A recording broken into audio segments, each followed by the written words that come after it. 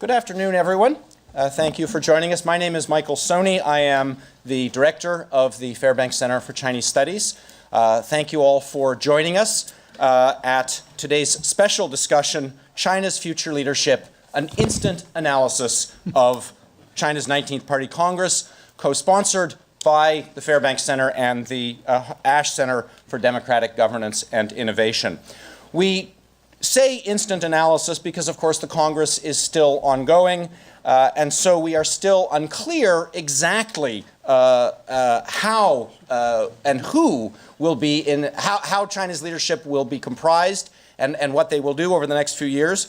But we thought it would be an interesting exercise to assemble really an A-team of experts to try to tackle some of the leading questions surrounding the Party Congress, even as it is going on.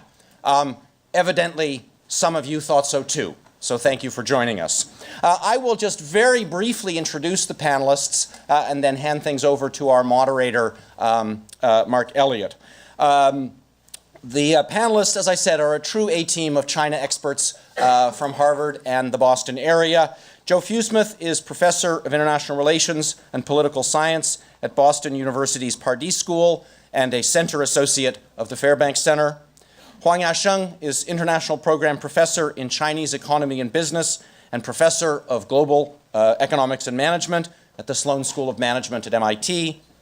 Tony Saich is Director of the Ash Center for Democratic Governance and Innovation at Harvard's Kennedy School, and also Daewoo Professor of International Affairs at Harvard. And we are very pleased to be collaborating with the Ash Center in co-sponsoring today's event. Elizabeth Perry is Henry Rozovsky Professor of Government and Director of the Harvard Yenjing Institute. Edward Wong is a journalist and foreign correspondent for the New York Times, and we're very happy to have him this year at Harvard at the Nieman Foundation for Journalism.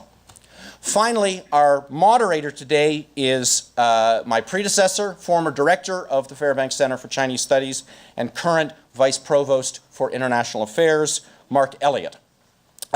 Today's event is one of several events that the Fairbank Center is holding in conjunction with Harvard Worldwide Week, a new initiative spearheaded by Mark's office to celebrate and highlight Harvard's global impact and global engagement. Just a quick word about technical matters. We are taking questions, so each of the panelists will speak briefly, and then we will open things up for a discussion. We will take questions from the audience both here and elsewhere through a variety of channels. We'll take questions from you here physically in the room at the microphones in the back. So please wait for the microphone before asking your question. Those of us watching, you have multiple options, as do those watching elsewhere. You can tweet us at Fairbank Center or at Fairbank Center or at Harvard Ash. You can ask us questions on Facebook through the comments section, or you can also submit questions anonymously through the question portal, the link and QR code for which will be on the screen momentarily behind me. There are multiple opportunities for discussion, and you have multiple channels to ask even questions that you feel are more sensitive than you'd like than you would allow you to speak directly at the microphone. With those technical matters out of the way, please join me in welcoming our panelists, and I will now hand things over to our moderator, Mark Elliott.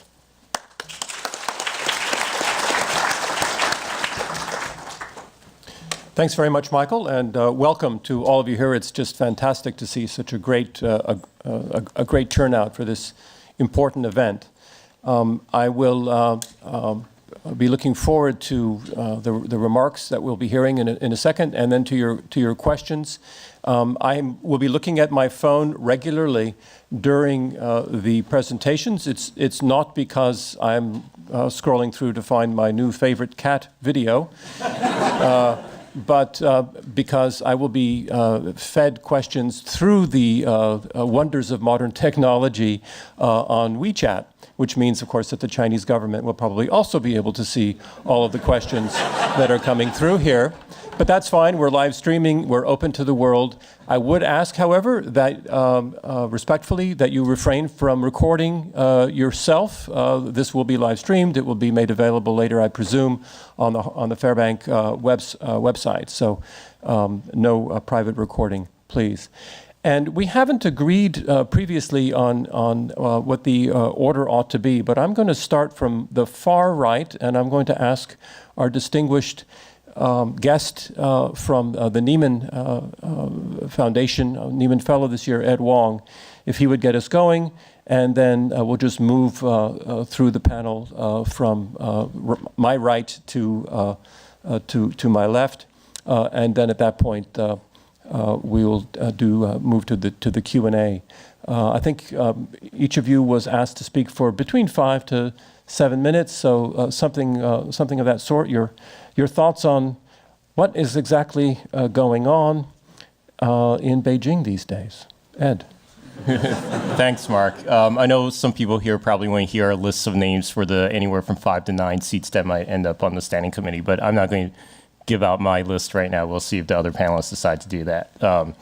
But I'll hazard a guess that Li Yuanchao won't end up on it, but some people are arguing otherwise. So I'm going to start off with a bit of a retrospective and then move onward to some questions that I think are relevant. So being the journalist in the room and having departed China recently after working there for 9 years, I want to open with an assessment of our attempts, the attempts of journalists, at a first draft of history, and specifically of our attempts to get insider information on these arcane party congresses and to analyze their outcomes. And there might be a bit of self-flagellation in my remarks, which will no doubt please the many critics of the New York Times in this room. So 5 years ago in Beijing, the Communist Party was entering what was arguably its most fraught party congress, coming as it did near the end of a turbulent year for party leaders. This is the year, of course, of the Bo Xilai and Ling Jihua scandals. And it was the same year that Bloomberg News and the Times published stories on the family wealth of President-in-waiting Xi Jinping and Prime Minister Wen Jiabao, respectively. Rumors swirled around everything, so to a much greater degree than they do currently around the 19th Party Congress. It was difficult to separate truth from fiction and to cut through the noise. Looking back on our stories, I saw we somehow managed to get a few things right. We reported that Hu Jintao would not try to hold on to his position as chair of the Central Military Commission. We reported that the number of standing committee seats would shrink to 7, and we listed the names of the 7 men likely to fill those. On those questions, we turned out to be right. But we missed the biggest story, the story that is now shaping China and the world, and that is one of Xi Jinping moving quickly to consolidate power, to embrace the spotlight, and to adopt a decisive, personality-driven mode of leadership. And this had been his plan in the run-up to his taking the reins of formal power. How else can you explain that the first detention of a senior party official came as early as December, just 1 month after the 18th Party Congress? Xi's early moves set the pattern for the next 5 years. I don't think the Times and other journalists in Beijing were alone in being blindsided by Xi. For the most part, diplomats, government analysts, and scholars in the academy were also caught by surprise. As far as I can tell, everyone believed Xi had risen through the ranks of the party by being a background player who shunned the spotlight, and that this was the type of party secretary and president of state that he would be, basically a taller version of Hu Jintao. We all know now that the dominant narrative is entirely different. I've read articles and essays in the last week asserting that Xi has near total control of the party, that his power within the system is equal to that of Deng or even approaches that of Mao, that he is steadily shredding long-standing party norms. The detention of Sun Zhengcai, the Chongqing party secretary who had been groomed by the party to be one of 2 potential successors to Xi, is the latest data point reinforcing the narrative of Xi as a supreme leader. But I want to raise a question. Given the limits of what we know about the internal workings of the party, especially at the elite levels, I wonder whether we journalists, scholars, and analysts are overcompensating for a misreading of Xi 5 years ago. Are we now attributing to him an almost superhuman level of authority without the proper granular studies or reporting of what is actually happening within the party, whether at the standing committee level or at the level of city, county, and prefecture committees? In the post-Deng era, 2 of the major assumptions of party power have been these. 1, that decisions at the top level are made by consensus, and 2, that it is a challenge or a struggle for the central level of the party to impose policies or discipline across local levels. I don't have much to say about the consensus decision-making at the top levels. I don't have special insight into the internal workings at that level of the party. But on the second issue, I think there's plenty of evidence to suggest that the party center, led by Xi, still has a very hard time imposing its will in a deeply effective and uniform way on local officials. The signs can be manifest in small ways. When I was traveling a year ago in the provinces, I would hear of restaurants suffering because officials were holding less baijiu banquets due to the anti-corruption campaign. But then I would hear stories of officials hosting parties in their homes or even putting baijiu in plastic water bottles, sort of what high school students would do in the US. On more substantial issues, such as environmental cleanup and industrial transformation, the weaknesses of the party center are even starker. If we take the statements of party leaders at face value, we assume they are sincere about bringing down coal use and air pollution levels. And this makes sense since corruption and environmental degradation appear to be the 2 issues that currently pose the greatest risk to the legitimacy of the party. Yet anyone spending any substantial amount of time in northern China and breathing its air knows that local officials and the heads of state-owned enterprises and other companies have not moved in the same direction substantially as the party center. In June, environmental inspectors sent from Beijing found that nearly 14,000 businesses, or 70% of companies they inspected, failed to meet environmental standards for controlling air pollution. Away from Beijing, I visited massive coal power plants under construction, a common phenomenon across China, even though there is a glut of coal power plants, and even though party leaders insist they want to promote non-fossil fuel energy sources at the expense of coal. These new coal burning plants, often promoted by local interests, amount to billions of dollars worth of wasted investment. To sum up, I'm not ready yet to say that Xi has near complete control of the party, especially if we look at the dynamics of the center and the localities. Like any journalist, all I have are collections of anecdotes, and these stories give a glimpse of countervailing undercurrents and raise some doubts about the common wisdom. So I want to end by posing this question. Have we subjected this question of Xi and the extent of his power to rigorous empirical study? Wonderful. Thank you very much, Ed. Liz, the baton passes to you. Thank you. I'm not a peaconologist, so I also will not hazard predictions about the likely lineup of the new standing committee. I also won't even predict whether or not Xi Jinping's name will actually be attached to the thought on socialism with Chinese characteristics for a new era that may be written into the Constitution. Instead, I'd like to focus my remarks on the meaning of that term, new era, 新时代, that forms a main motif for the 19th Party Congress. I think there is some justification for the claim that China is entering a new era, on a par with 1949, when Mao declared a political victory that restored China's national sovereignty, or 1978, when Deng Xiaoping championed economic policies that brought stunning growth and poverty alleviation. Xi's new era is marked by many different things, but among them is impressive technological change with profound implications for the future of China and the world. Xi proclaimed in his work report, quote, "Our economy has moved from a stage of high growth to a stage of high quality growth. We will strengthen basic research in applied sciences, launch major national science and technology projects, and prioritize innovation in key technologies," unquote. The past 5 years under Xi Jinping have indeed witnessed a kind of technological revolution, especially an IT revolution, that has brought amazing changes to China.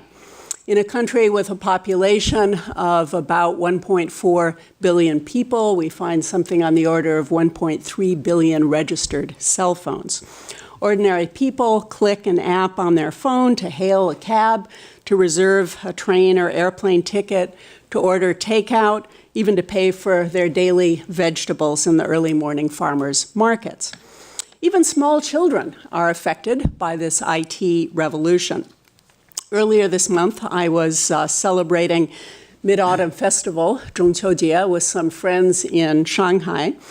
And I was surprised, a little dismayed actually, to see the young children around the table clicking on their smartphones all through dinner. I turned to the young 6-year-old sitting next to me to ask him whether he was playing electronic games, and he replied very seriously that he certainly was not gaming. He was doing his daily homework. He showed me his telephone, and indeed he was completing what struck me as very complicated arithmetic assignments.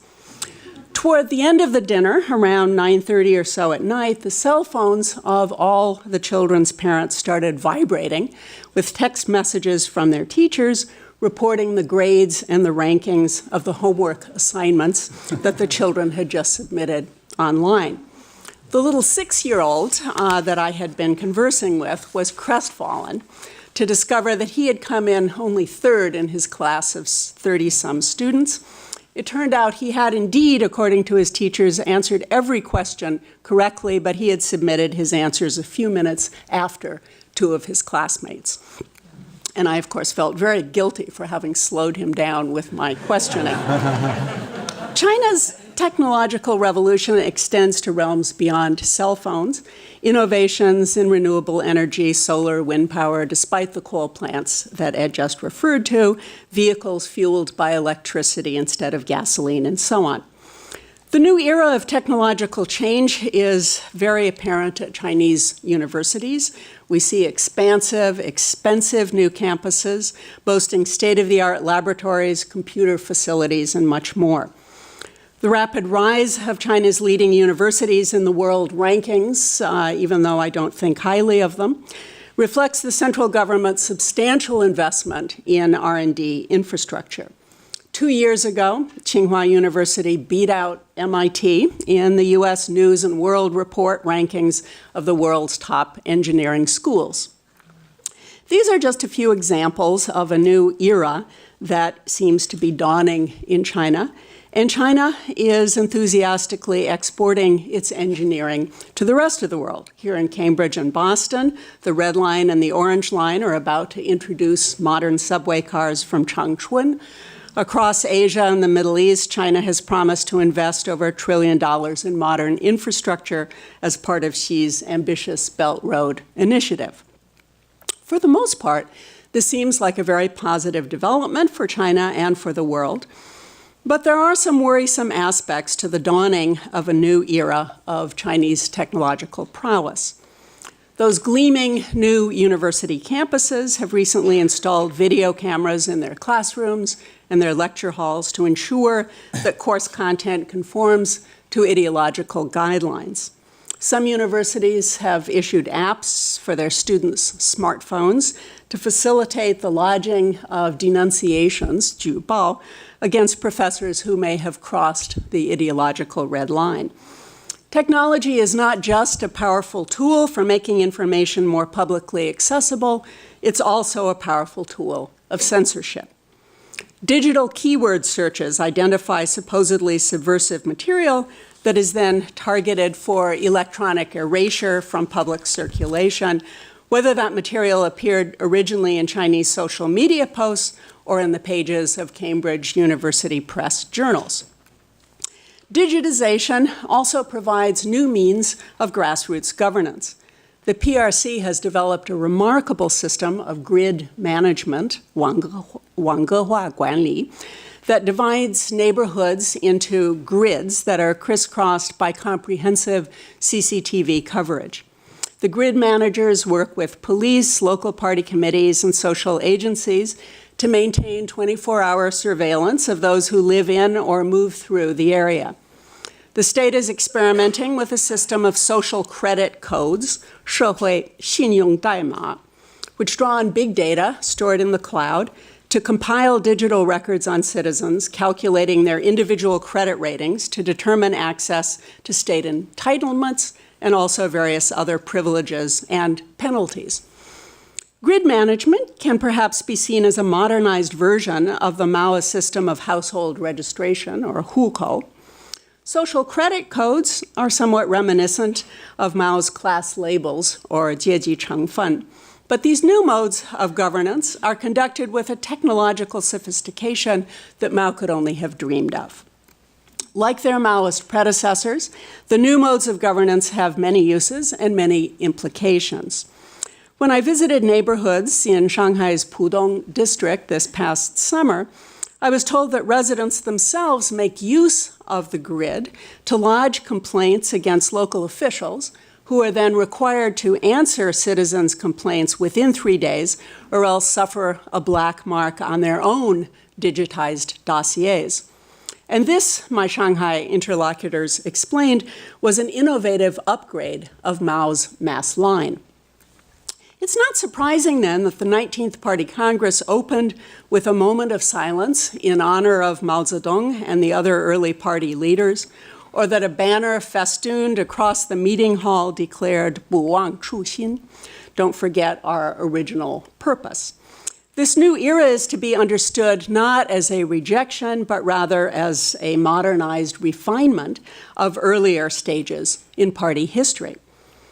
Whether the new era being celebrated at the 19th Party Congress should be seen more as a glass half empty or a glass half full is not yet entirely clear to me.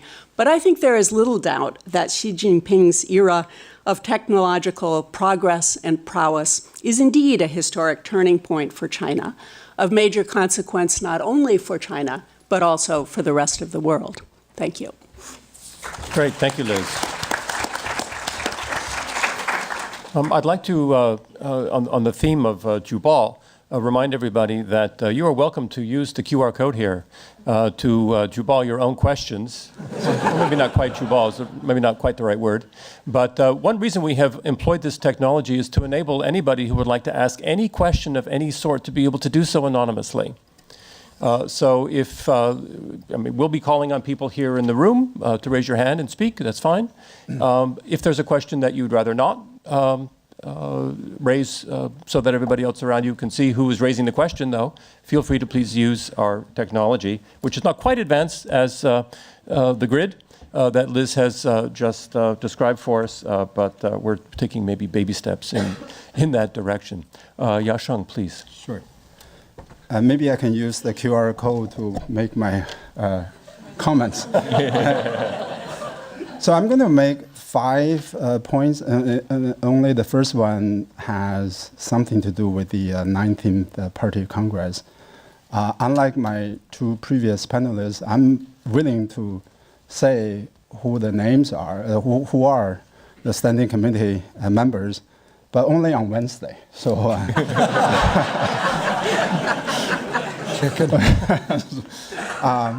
well, the thing is, I have no idea, and I spent the weekend in Boston, so I didn't attend the meeting in Beijing. So that's as much as I can say about the 19th Party Congress.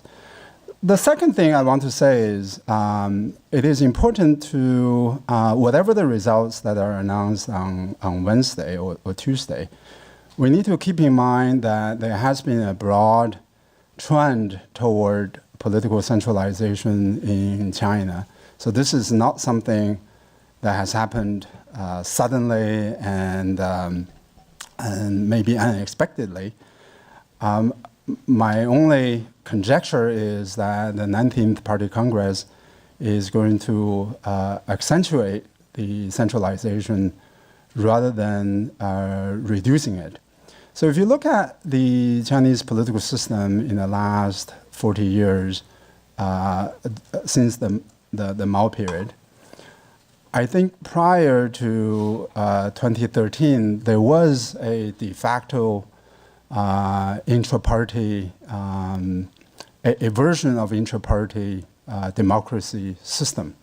It's not by design, it's not formalized in the form of institutions and constitutional provisions, but it is operating as a de facto intra-party democratic system, in the sense that in the 1980s you had Deng Xiaoping, you had Chen Yun, who disagree with each other on some broad policy issues.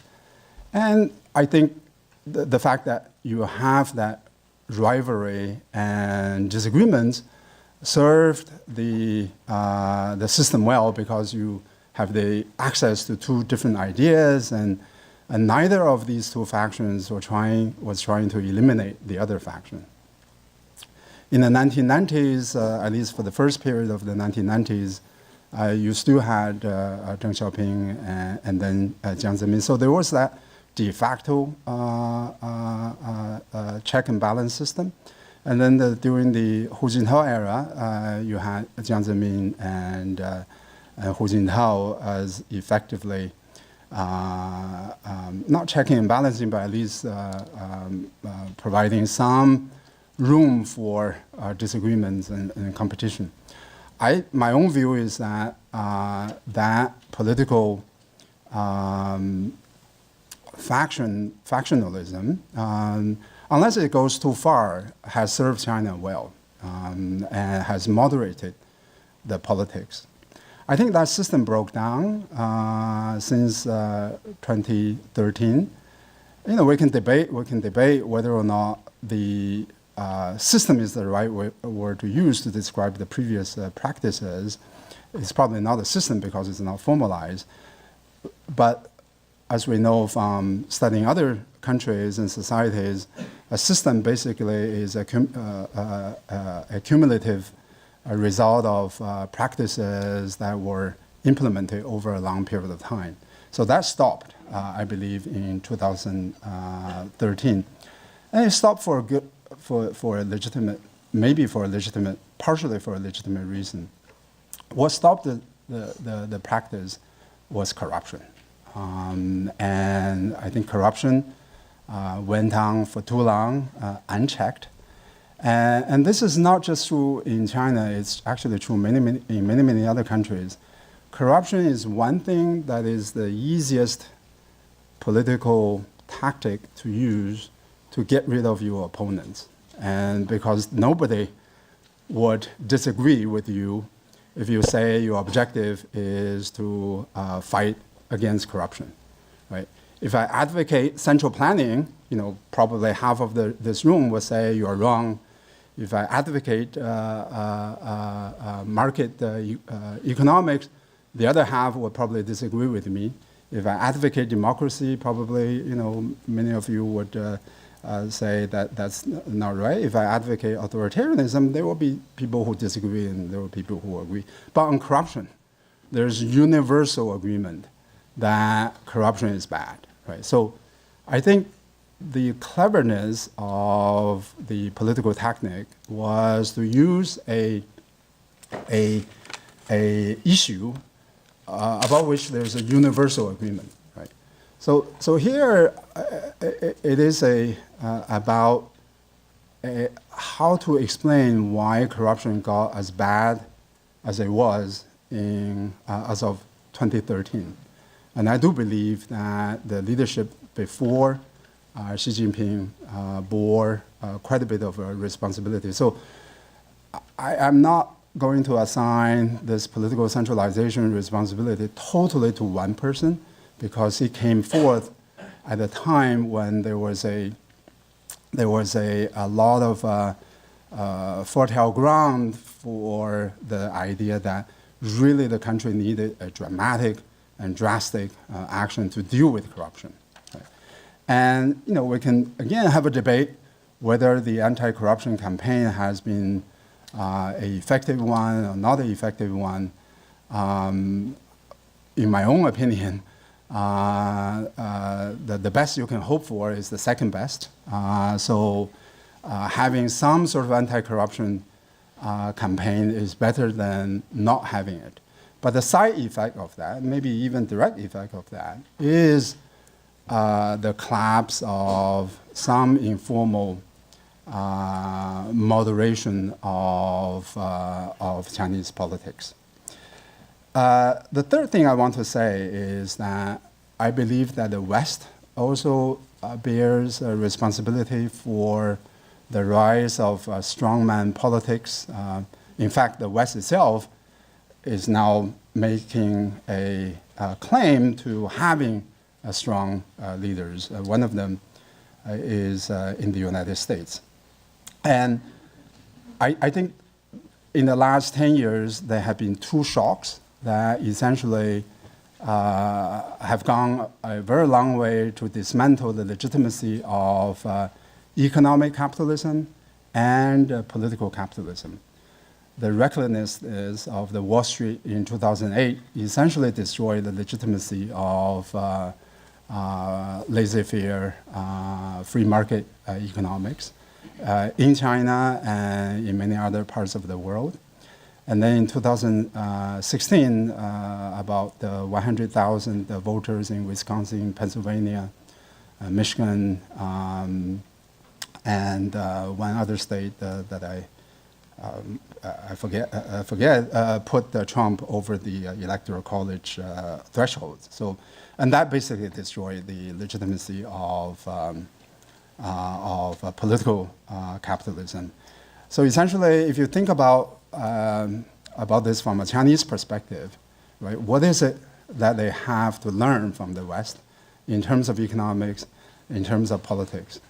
I'm not saying that they don't. Actually, I believe that they have a lot to learn. But from their perception, there's very little to learn, and therefore there's little rational reason to restrain the political centralization within China. The fourth comment, I'll make it quick. The fourth comment has to do with the policy reforms and economic reforms. My own view is that Chinese economy requires substantial policy reforms toward market economy, toward liberalization. If you look at data, not just GDP data, actually to me GDP data are not terribly important. It is the productivity data that we're looking at. China, as many of you know, is growing at a lower rate as before in terms of the GDP growth. But what's absolutely more concerning is the productivity performance. The productivity performance has been very bad. And this is a very, should be a concerning issue. But the problem is that all the attention now is focusing on politics, and not much attention is focused on economics. So essentially you have a demand, on the demand side you have a demand for policy reforms. I don't really see a realistic scenario on the supply side that the policy reforms will be supplied. Lastly, let me end with, it's related to what I just said, related to prospects of economic reforms. It is very interesting in the last 5 years, if you look at how the Chinese leadership announces policy reforms and reform goals, they're actually a very impressive set of goals and instruments and steps. And very detailed, right? So if you look at the third plenum in 2013, the reform document is extremely detailed. I forgot how many items on the list. I thought they were either 22 or 23 items on the list. But the problem is that if you study the history of Chinese reforms, typically the reforms happen in China when the central leadership does not announce detailed blueprint of reforms. What the central leadership does typically is to announce some broad principles and then let the entrepreneurs and local officials experiment with new measures and new initiatives. So this is what I call the story of the two third plenums. In 1978, that third plenum produced a document that unquestionably moved China on a reform path. If you look at that document was very broad. General principles, general goals, without specifying the mechanisms and the instruments and policy tools. It is that kind of documents that actually move reforms rather than a detailed blueprint. The reason why the detailed blueprint doesn't work is because if you were a local official in China, if the central government has specified everything in great detail, your natural incentive is to wait for the action to happen rather than taking on the action by yourself. And also the other thing is that if you specify so many things, it's really difficult to start with one or two important things, and then starting with those things will move the rest of the agenda. The success of the Chinese reforms in the past has been general principles, long-term goals, leaving a lot of room for maneuvering, experimentation with local officials, and then you focus on a few key things. By doing those few key things, you move the rest, right? So in the 1980s, it was the rural reforms, and then the WTO and things like that. I believe that's the right way to move the Chinese reforms, rather than spelling out so many things, which actually has exactly the opposite effect. Thank you very much. Thank you, Yashang. Joe, next 5-7 minutes belong to you. Okay, thank you. Pleasure to be here. I think I should start by saying that I think one of the great misperceptions of China is that somehow succession politics had been solved.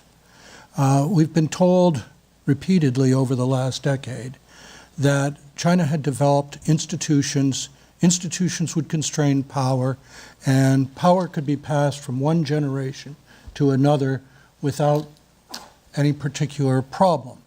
I haven't heard Bo Xilai's testimony on this case, but I think that he would probably suggest there's a problem with this theory. Obviously well, we haven't heard his testimony, but the testimony of Xi Jinping is that he and some of his colleagues, Zhou Yongkang, Lin Jihua, Xu Caiho, engaged in political conspiracy, 政治阴谋. That's really harsh language.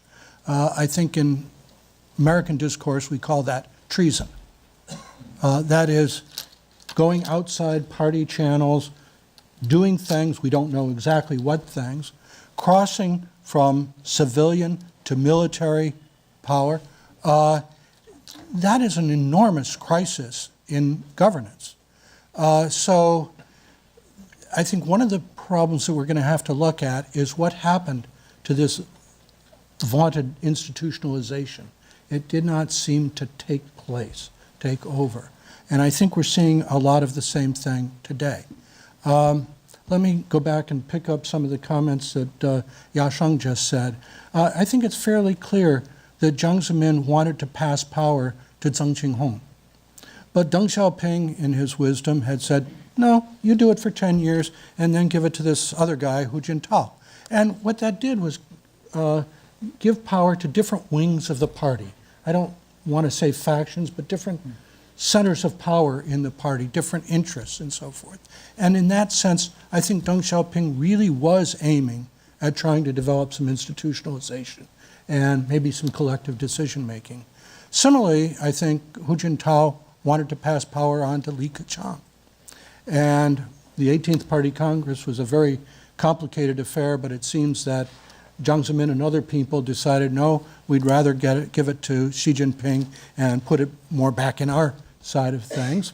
And I think that Xi Jinping, one of the things that seems to be coming out of this Congress and out of the last 5 years, is that Xi Jinping is quite determined to pass on power to his chosen successor rather than to allow it to go to, if you will, a different wing of the party or have a bottom-up, some sort of collective decision-making, which speaks to the centralization of power that Yashang was just talking about, that we've disabled that informal balancing mechanism in favor of a concentration of power.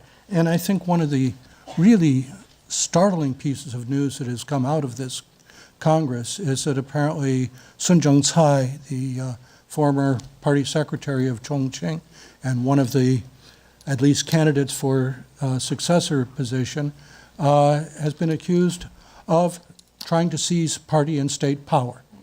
We're not sure whether this is related to the Bo Xilai case or whether this is something new, but it again suggests, first of all, that mechanisms of succession have hardly been resolved, and second, that there are an awful lot of powerful people in China that don't like Xi Jinping or feel threatened by him. if that's not the same thing. I think this goes at least a little bit to what Ed Wong was just saying. 5 years ago, we thought that Xi Jinping was going to be a fairly complacent, middle-of-the-road, fairly conservative guy. I haven't talked to Jiang Zemin lately, or ever, but I'm guessing that that's what he thought. And you're met with this wonderful Chinese political talent of not revealing what you've been thinking for the last 65 years until you get into power. And so one of the questions that I think we all have to think about is, so how did he go from this apparently weak political figure without a visible political base into a very formidable political force who seems to be dominating the political system? And of course, there's nothing like political crisis to do that. And the opposition, apparent opposition from Bo Xilai and others, seems to have been what he needed to go to the party. And I think he probably did go to the party, meaning primarily the elders and probably the standing committee, and say, if we are going to solve these problems of corruption, of going outside party lines, I need to have sufficient authority to do that. Do you want to solve these problems, or do you want the party to fall apart? Okay. I'm imagining that scenario, but I think something like that must have happened because it's right after the 18th Party Congress that the bodies start falling. Li Chun-chung being the first one, a deputy party secretary of Sichuan, who was related politically to Zhou Yongkang, and then you follow the line up. So crisis, in other words, the party faces an enormous crisis. These people have engaged in a political conspiracy to disrupt the party. We need to do something. And that brought into the role, into play the role of the CDIC. I have no idea what the others who granted him this authority thought he would do with it, but what he did, obviously, is go after not only these people, but at least 150 other so-called tigers and 1.14 million flies. There are an awful lot of flies in China. At any case, so, you know, we've seen him do those sorts of things. We've seen him now go after critical positions. And I think one of the interesting things of watching the Xi Jinping, this power transition, and others, is that you can really watch power flow. So, you know, Xi Jinping has now taken over the Ministry of State Security, which was obviously close to Zhou Yongkang. You see him move those people out, his own people in. You know, obviously the general office, which is sort of the heartbeat of the whole system. It's where all the signals come from and all that sort of thing. The CDIC. And of course, over the last couple of years, we've seen an absolutely remarkable attempt to carry out military reform. You know, it's not that Xi was the first person to think of this, but he has removed, I think it's about 62 or 3 senior military people over the last couple of years. This, you know, I can't imagine Jiang Zemin or Hu Jintao doing this. And that tells you where power is and how it is exerted. So we've had that. And then, of course, he's managed to promote a lot of his followers. You know, this is going to reshape our thinking about how do you think about political networks or factions or whatever you want to call them, because he had, as Ed said, he had no visible political base when he was made General Secretary, but he is certainly cultivating that base. Saich now is Party Secretary of Beijing, Chai Ming-er over in Chongqing. You know, Li Jianshu is head of the general office. Ying Yong will be, I assume, Party Secretary of Shanghai. You know, he's just been building this political base very, very rapidly.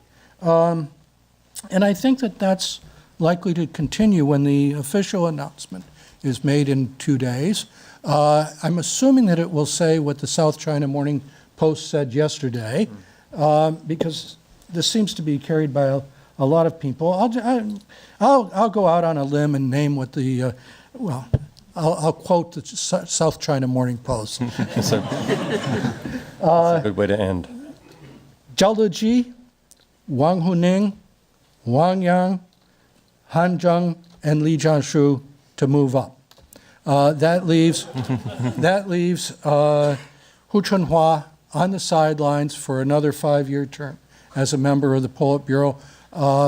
It also, for some reason, skips over Li Yuanchao. I can't figure that one out. So, and Zhang Chunxian gets skipped over as well. What's remarkable about this is that she is following the rules, or most of them. If the rules are that you retire at 68, Wang Qishan is out. If the rules are that you promote from the Politburo to the Standing Committee, he has appointed from the Politburo to the Standing Committee. He has violated what seemed to be the practice, if not the rule, of going according to age. But he has picked out, if this list is correct, 5 people from the Politburo, and if this list turns out to be right, he will dominate the Politburo Standing Committee in a way that Jiang Zemin did not do in his 10 years, or that Hu Jintao did not do in his 10 years. I will just say that the only time Jiang Zemin dominated the Politburo Standing Committee was when he stepped down. And then he packed the Standing Committee. And on that note, I will pass the baton. Thank you, Joe. I think we may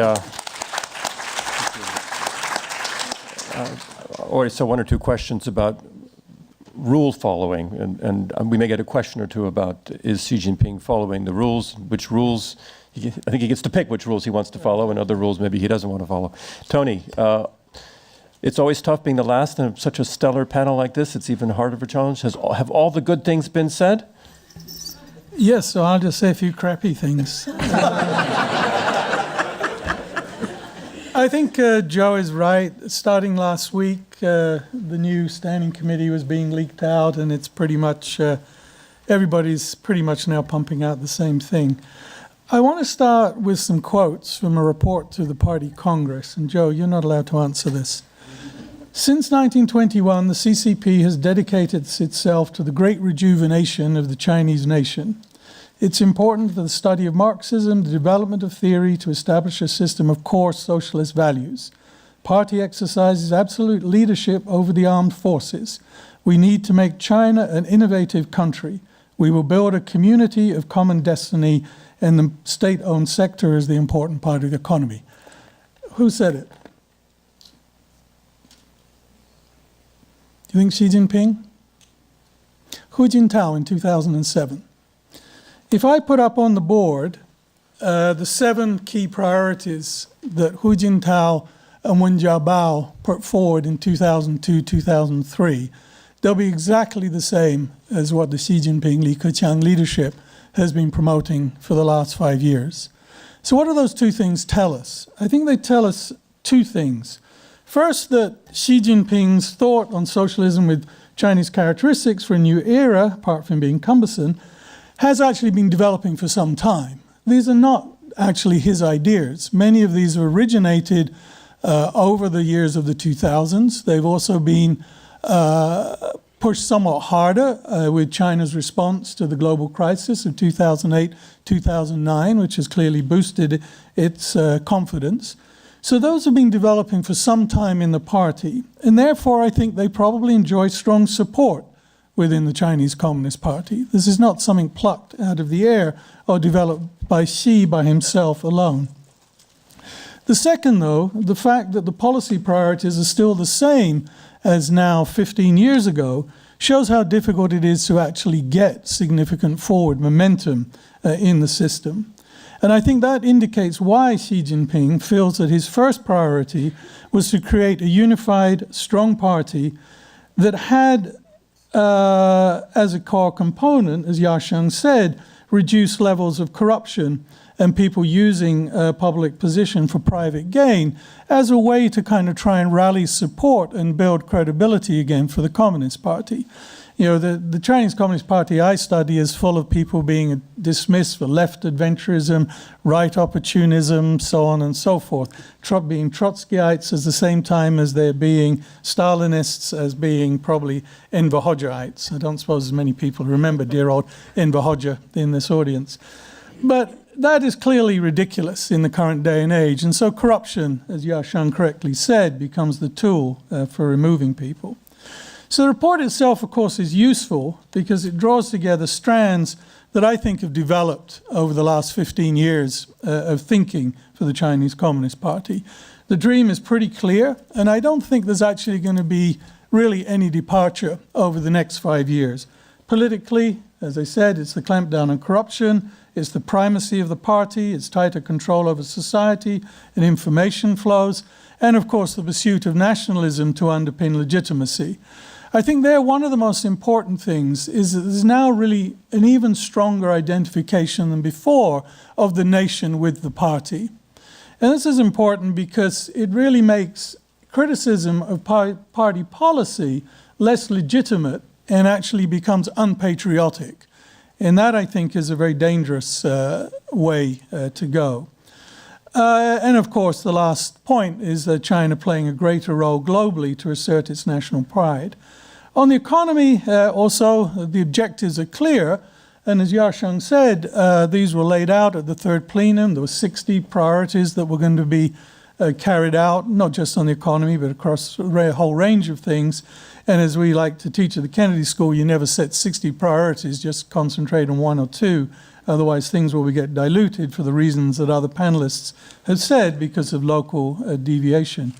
But I think for me the most important thing that's come out of the report is the clear reassertion of the important role of the state-owned sector. And I think what we've seen progressively over the last year is enhanced party control of the domestic economy and externally also through One Belt, One Road. So we've seen reassertion of party control over the private sector, also about how private wealth is used. If you look at the new charity law, it's clear that Chinese leadership has now accepted private wealth exists in China, but the charity law is going to define how that wealth will be distributed to meet priorities set by the Chinese Communist Party. In the private sector, I think it's also really interesting that essentially what the party did was that they outsourced IT development. The party didn't have the capabilities in-house to run a modern IT system, so they outsourced it to people who made clones and then improved on things that are being developed in Silicon Valley. And now, of course, what the state is doing, as it's done in other sectors, is reasserting itself back into that sector by taking a stake in the IT companies and also demanding a chair on the board. And then I think we see this similarly with One Belt, One Road. It seems to be One Belt, One Road is also a clear indication that the party wants to control China's process for outbound investment. So I think who the new leadership is going to be clear. I think the fact that they've been pushing this for 15 years shows how difficult it has been to maintain forward momentum. But I think certainly in the next 5 years, we're not going to see much change from what Xi Jinping had put together before the Congress and outlined very clearly in his report to the Congress. Thank you.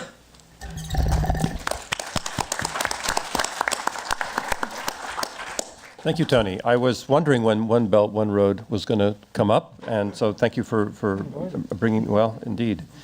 We have some questions that have come up in here. One of them actually has to do with the SOEs, and since you just touched on that, I'd like to just read this question. So Xi's report to the 19th Party Congress mentioned the wish to push SOEs to be, quote, stronger, better, bigger. Sounds like an Olympic motto. What are the implications for the Chinese economy and politics for this position on the SOEs and for the reforms announced at the 18th Party Congress when we all thought that, oh, now's the time that finally we're going to see those reforms to the SOEs, and they haven't really happened. Are we going to see them now, I guess is the question here. And others as well. Yeah, I mean, I think Yashang obviously can weigh in on this authoritatively. I mean, I think I went back and looked at that reform document from the third plenum, and I think many of us observing from out China misread what it was about. And as soon as we saw things like CSOE reform, we presumed, oh, it must mean privatization, it must mean a whole set of things. But actually, what is very clearly, even in that reform document, is that the reforms are meant to make the state sector more efficient, to deliver better goods for the party state. And I don't think there's been a deviation from that. It's the main source of patronage for the Chinese Communist Party, and it's one of the main sources of revenue, importantly, not just at the national level, but of course with the locally held state-owned enterprises. I mean, Yosheng's written more authoritatively on this, but I think if you pick up on what he was talking about with, the efficiency within the economy and productivity, and where we see efficiency of investment moving, it's not necessarily the case that it should be to those state-owned enterprises where TFP, total factor productivity, seems to have been weakening over time. So I would just say I agree with what Tony has just said. I think it's very important when the Chinese leadership talks about, it's not just Xi Jinping, it's also previous leaders, when they talk about reforming the state-owned enterprises, it doesn't really automatically mean privatization. But I do believe that there's one difference between now and the previous periods, which is this, right? So the previous leadership always meant the reform of the SOEs to be really strengthening the SOEs, but the previous leaders were willing to use some capitalistic tools, material incentives and sort of superficial capitalistic instruments, board of directors, independent board of directors, and supervisory auditing committee. I don't think those things mean much because what really matters is the institutional context in which these things operate. But nevertheless, that they were willing to at least impose some of these things on the SOEs, right? So pay the manager by stock options, for example, right? And incentivize all of those are gone. So essentially what you have is just the strengthening part without these, the restructuring part. I don't believe that the restructuring efforts that they put in before were necessarily effective. It is more of a political statement than an economic statement. Nevertheless, I think it's important in terms of signaling to the society, to the managers, and if you're willing to try some of these experiments, even though they may not work, at least you are willing to do that. So my worry is that now all you have is investment, strengthening the state sector, bank loans, and all of that. And we know for a fact the SOEs, no matter what people say about SOEs making money, they don't. They only make paper money in the sense that because much of their inputs are subsidized, right? So they have access to low-cost capital, they have access to low-cost land, they get to pick the best of the human capital. If you actually take into account the subsidies, both implicit and explicit subsidies, SOE sector as a whole either does not make money or loses money in a very dramatic fashion, right? So it's very important that we're not sort of be misled by the paper profits that they are making. So my worry is that, whether or not now they're just looking at the paper money they are making, I haven't mentioned another source of SOE's profitability, which is monopoly, right? So the mobile phone operators, they charge very high prices to all of us. And that's really just a transfer of money from your pocket to their pocket. It's not really making overall improvements for the society as a whole. So I really worry about this current thinking about how SOEs can be made stronger. Thanks, Xiaoshang. I'm going to take one more of these online questions, and then we'll open things up to the floor here. So this is one has to do with rules. So maybe Joe or Liz, Ed, you may want to respond to this one.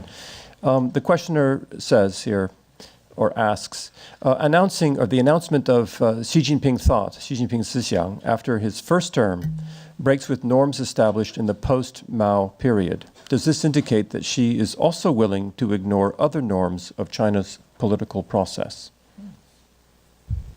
Joe, you want to take this on first? Well, first of all, we don't know that the Constitution or the party charter is going to include Xi Jinping Sixiang. There are a number of different formulas that it could use, and there are different places that you could put it. The preamble of the charter, of course, starts out with, we take as our guiding thought, Marxism, Leninism, et cetera, et cetera. If it's there, that's much more authoritative than if it's down lower. Again, if you could put in the socialism with Chinese characteristics in the new era without mentioning Xi. That's possible. Or you could put in the whole enchilada, Xi Jinping and the thought, which would be much greater. Yes, this would break precedent. Normally, you get your name enshrined in the party charter when you leave office, not when you're in it.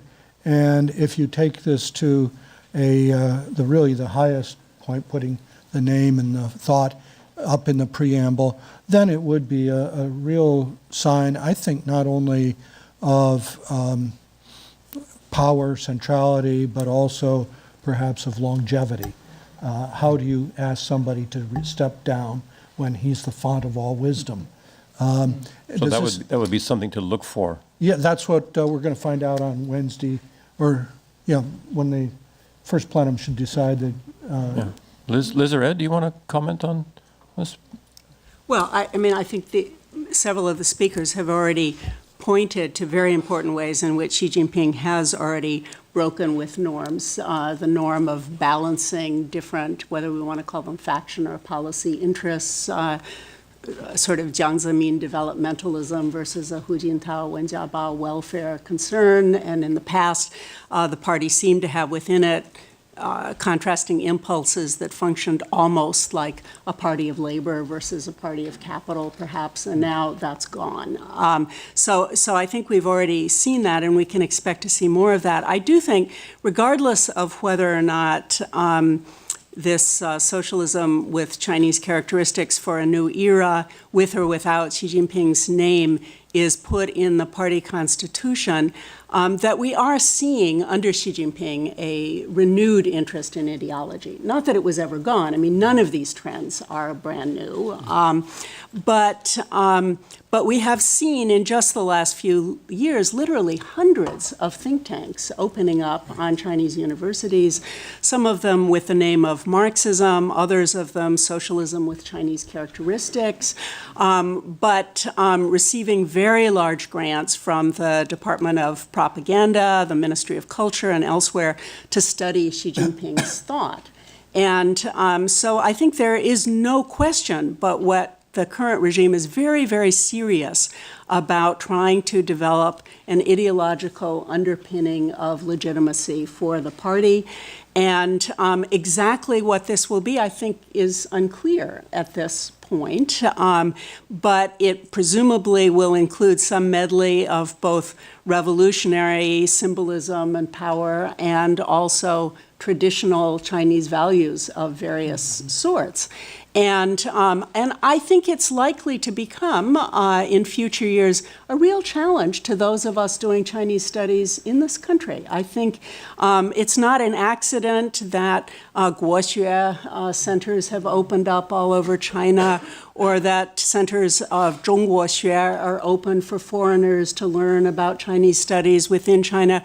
There is, in fact, a massive emphasis on rethinking what Chinese ideology ought to be, how to present it at home and how to present it internationally, to encourage social scientists to be actively engaged in this process, an enormous amount of money rewarding those who engage in this rethinking. And I think it's still very early days, but for those of us studying China, that we are going to find some very interesting challenges to how we conceive about China and how we think of its history, and whether our social sciences are really just the purview of Western social scientists based on American and European models, or whether, in fact, the Chinese experience will have something to tell us. So I think it's a very important moment. Again, not brand new by any means, but being pushed in a way that really is much more aggressive than we've seen in the past. Your use just now of the word medley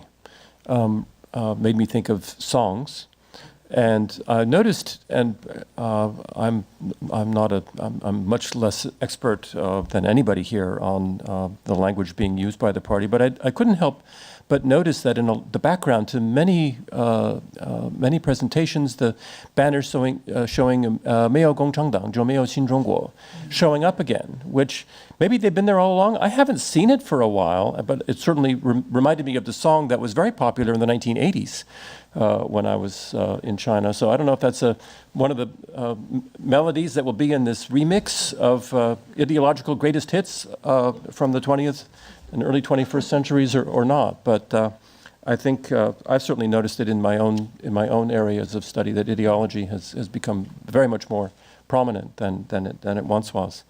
And we have a question here on whether the factional model can still help us to understand how politics, and factional we can put here perhaps in quotation marks with the various qualifications that have been put on the table already.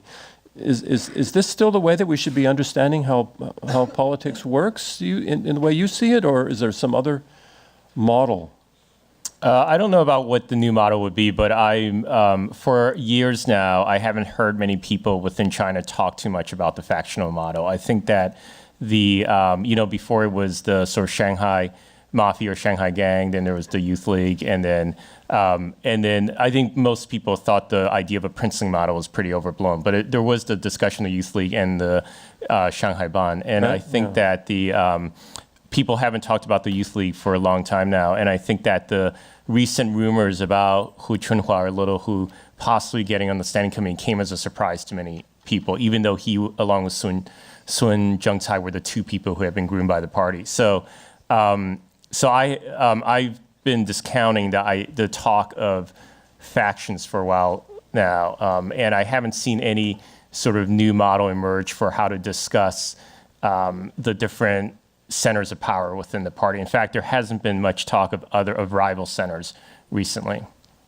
So let us open things up. We'll get some questions from the floor, and we'll bring it back to our panelists. We've set up microphones over here and over there at the top of the stairs. So if you would like to ask a question, please take yourself to one of the mics.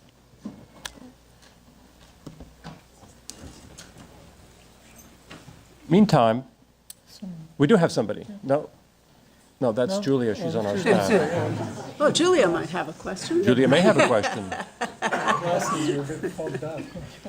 So, okay, please.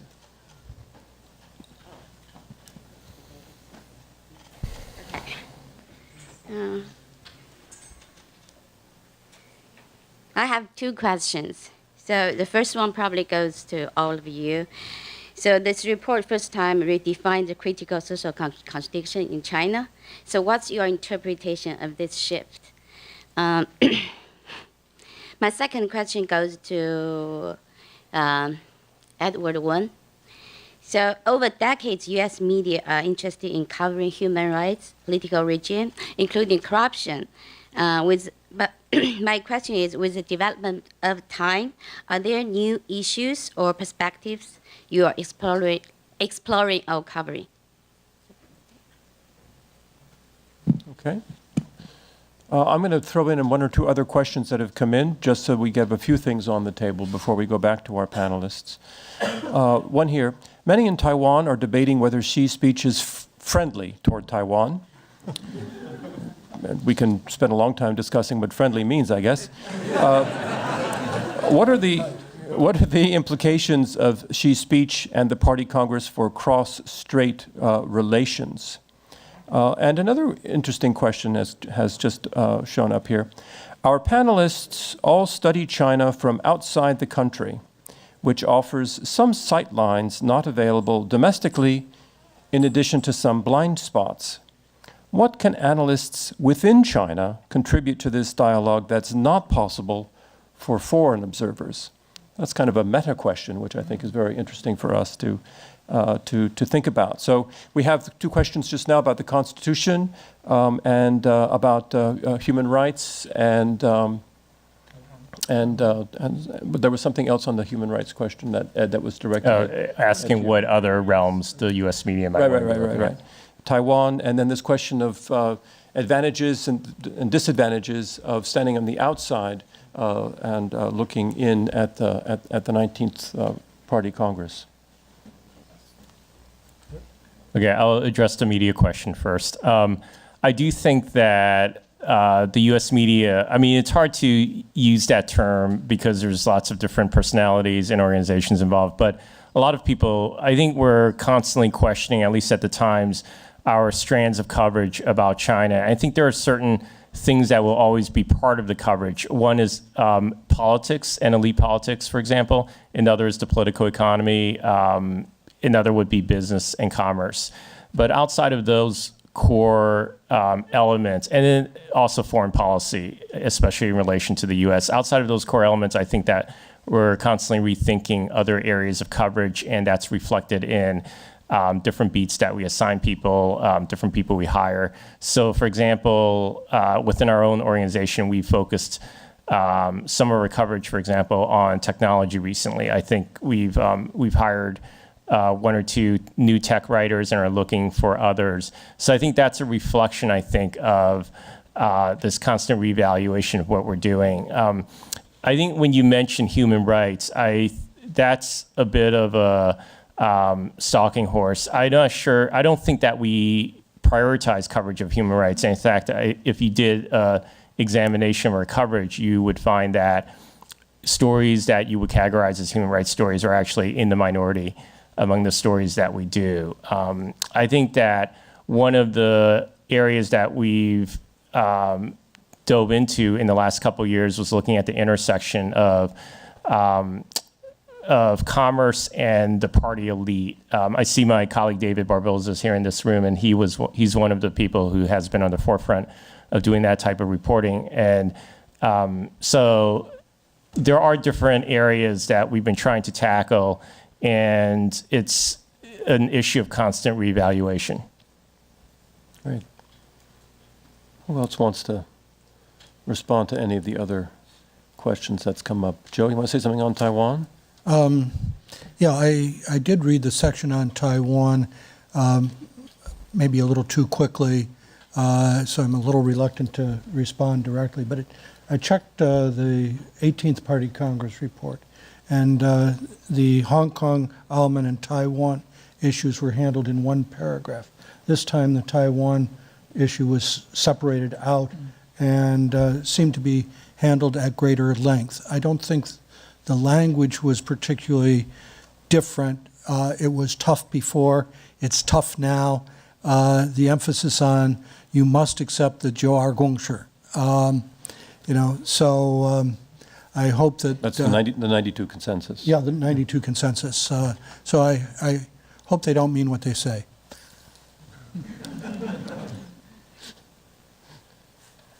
I'll just make one quick comment on the very interesting and difficult question of the difference between analysts who are based inside or outside of China and what they can contribute to our understanding. You know, it's often said that the best book on American politics was written not by an American, but by a Frenchman, de Tocqueville, Democracy in America.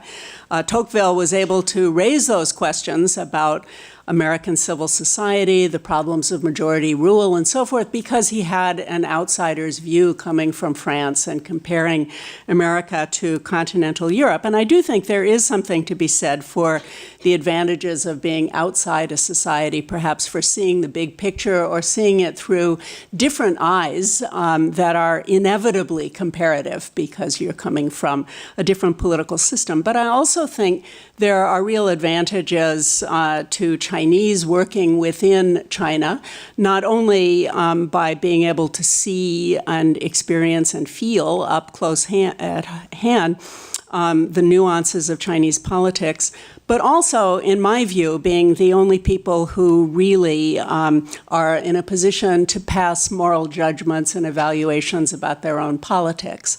I personally don't feel comfortable saying very much about what is right and wrong about Chinese politics. I feel it's my place to say that about American politics, and I hope that Chinese studying their own politics will feel emboldened, difficult as it sometimes is, to pass those kinds of moral judgments that those of us outside of China have a much more difficult time weighing in on. In that regard, one of the things that's always struck me, Liz, and I wonder if others notice this as well, that it's not difficult, I think, for most Americans to separate the love of country from the love of the party. Aiguo and Aidang are by no means so closely linked, and there are plenty of people who hate all political parties and still would claim that they love their countries. And so that patriotism in that way, at least until recently in this country, and this may be changing too, has been independent of whatever political position that you may take. And I think we saw some signs that maybe was at one point changing in China, but maybe it's not changing, or maybe we were deceived in the first place. I don't know, Tony, if you wanted to pick up on that. Yeah, well, I mean, it was a point I made in the brief comments to introduce that I do think, it's varied over time, obviously. Historically, there have also been periods where nation and party were so closely identified that criticism of policy would be seen as unpatriotic, and you could be accused of being a traitor or being shut down. And Liu Binyan was one of the first writers as the reform started who talked about this distinction between love of the country and love of the party. And he had a phrase, if I held up the mirror and the mirror's cracked, is that my fault or not? So I think we are seeing a tightening of that. A second thing actually relating to the question of Taiwan that I've noticed recently is I think one of the most interesting phenomenon that's taking place is the Chinese Communist Party now saying that it is the inheritor of the Chinese tradition, which is extraordinary. I mean, I was a student in China during Pilin Pikung, or just after, Pilin Pikung. So, criticized Lin Biao and Confucius. So now the Chinese Communist Party taking on the mantle that its caricature of Confucianism is really the true inheritance of the past is dramatic. And I think it has consequences for Taiwan, because originally the Communist Party's claim to legitimacy was it was the radical break with the past, that it had destroyed feudalism, it had destroyed semi-colonialism, and it was a new path. And tradition had moved to Taiwan. Now, I think this plays into cross-straits relations, because what the Communist Party is now saying is, no, the tradition's not on Taiwan. Now, that gets complicated with DPP and Min Jiandang, obviously, also sharing the same view about that. But it's more difficult for the Kuomintang. And I think that's quite a strong difference, which I think will have implications for cross-straits relations, with the Communist Party saying, no, we are the inheritors of the tradition. Our kind of institutions, the culture, the things we're building is in a line from the past. And that radical rupture that, I first went to China experiencing has been glossed over. Mark, in order to separate the love of the party from the love for the country, I think the basic condition for that separation is you have to have more than one party to love, right? So, and when you just have one, and you don't allow others, so I can say I love the country, but not the party, but how do I separate the two, right? So you can't really do it. The other thing I want to say is that it was easier to talk about this issue 20 years ago than it is now, because 20 years ago, there was an effort to separate the party from the government. And in the 1980s, the leadership decided to downplay the role of the party in the SOE management and in the government institutions. So essentially, when you have that separation, then you can decide to make a decision which part that you criticize and which part you don't. Now it's very, very difficult. And Tony is absolutely right about this returning to the Chinese tradition.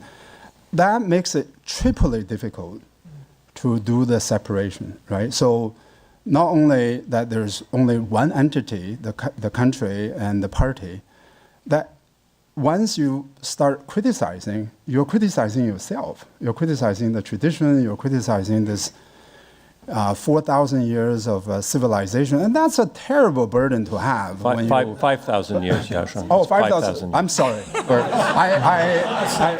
trying to denigrate the... I already think the U.S. president said 8,000. Let me just say, yeah, but let me just say 10,000 years. So it's, just to cover myself, it's an insurance policy I took out, and so that makes it really, really difficult, right? And I think the effect of that is really intellectual, stifling intellectual development. We are near time. I'm going to ask the following question and ask each of our panelists to use 1 minute or less to respond. Well, for me, and a couple of you have mentioned this term, the phrase, the new era, the 新时代, is one of the most arresting new formulations, the new TIFA, that has come out of the 19th Party Congress so far. I would like to ask each of you just to give us your thoughts on how will we know that we have indeed reached a new era, a 新时代? What will be the thing, what's the one thing that you can point to that if we see this happening, yes, indeed, it's a new era? And I'm going to start with Joe. And we'll go that way. I was going to ask, in the Deng Xiaoping era, it was called the 新时期, the new period. But a Sherdai is much bigger than a Sherdsi. Well, Seriously, no, that's not a joke. So no, let me go back to this revival of tradition that you've been talking about, because I see a real effort to, I don't know, call this a cultural decoupling, that there is something distinct about the combination of Chinese culture and socialism that doesn't necessarily conflict with the West, but is separate from and is a distinct Chinese path. And that's what this is beginning to set down.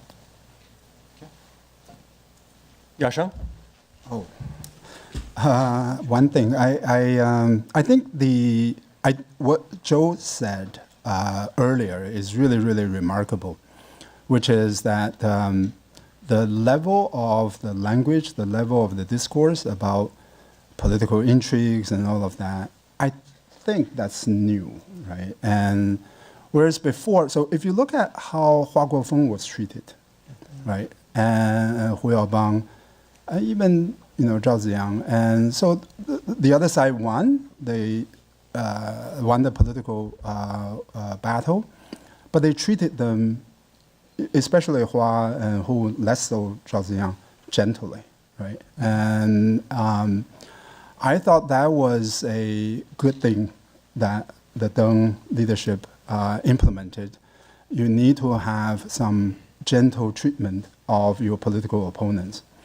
The thing that I worry about is that, and this is one problem with using corruption as a political instrument, because corruption really, you can't really treat the corrupt person gently. You kind of have to lock them up. Once you do that, then the moderate level of political gentility disappears. So that would be I worry a about sign of a new era, and not necessarily a good sign, or a good, good thing. Liz? Yeah, I mean, of course, this embracing of traditional Chinese culture by the Chinese Communist Party is significant. Of course, it's not just going on under Xi Jinping. He's amplified it, but Jiang Zemin very much was into this whole process himself, and certainly under Hu Jintao and Wen Jiabao, it continued apace, and it's just received, I think, more central funding and more purpose recently. But I think, that raises the question of what will be the real centers of learning in the future. So I don't know if it's going to happen in the next 5 years, but I think the thing for us in higher education to be looking for is when, in fact, Cambridge, Massachusetts isn't the place that people want to come for higher education, but Beijing is, or Shanghai is, or whatnot. And, with these rankings, that's already starting to happen in QS now. Harvard has fallen to number 6, well under Stanford, Oxford, Cambridge, and so forth. And Chinese universities are rising very rapidly. As I suggested earlier, I have no stock or faith in these rankings, but they're enormously important in terms of where people invest their resources, both ordinary people and states. And so the extent to which China can convert its political and economic power into intellectual power, I think will be the real test of whether this is a new age. That's what it's trying to do, I believe, and superficially is making enormous strides in that area, and whether, in fact, those will be backed up substantially is what we have yet to see. A very opposite observation for all of us here at Harvard. Ed, how will we know when it's a Xin Shidai? I think when there's a decisive break among leaders in China from the Deng Xiaoping formulation of hiding your capabilities and biding your time. I think that's not a formal part of policymaking in China, but I think it's an understood element among many policymakers and state leaders. I think that when China doesn't go back to that formulation, or that when these leaders don't fall back on that formulation, or the one of, China's still a developing nation, and so allow us more time to do this or that, I think that's when we'll realize there's a new era. I think many Chinese are eager for this new era. They want China to be at the forefront of world leadership, and this can be leadership through either coercive means or through more soft power, attractive means. But I think that when China takes that part on the stage, which could be coming up very soon, then that's the new era. One addendum to that, though, is I think that internally within China there are certain problems, I think, that will be more long-lasting, might even go into that new era, which will be, I think about the frontier regions or the border regions, which include not only obviously Xinjiang and Tibet, but also even Hong Kong now. And I think that the question I have is when a great power can have a cohesive internal system that everyone buys into, or at least most people buy into, not like large sections of the country still resist. And I think that will be a harder step to take to reach this new era. Thanks, Ed. Tony, last word for you. Yeah, I would agree with that I would say the new era is when it has a sufficiently stable political system that it can deal with the ongoing policy challenges, the inequality environment, and so on. I would say just 3 last things that perhaps would help moving forward. First is be careful what you wish for. Entering the world stage is not easy. It takes a lot of training, it takes a lot of skills at a lot of different levels, which, world powers have usually taken decades to accumulate. I think 2 other things are very important in the new era. One, I would say, is learn where the dynamics are within your society and within the economy, and don't rely on those sectors and elements which aren't. The Chinese people are extremely entrepreneurial, and the private sector has shown great creativity. And I would say, last but not least, trust your society and trust your own people, because they are the source of dynamism for much of what has happened in China. And by setting controls around what they can read, what they can access, I think is liable to frustrate development into the new era. And with that, we will close our event. Please join me in thanking our panelists, Ed Wong, Liz Perry, Huang Yaosheng, Joe Fuslich, and Tony Saich.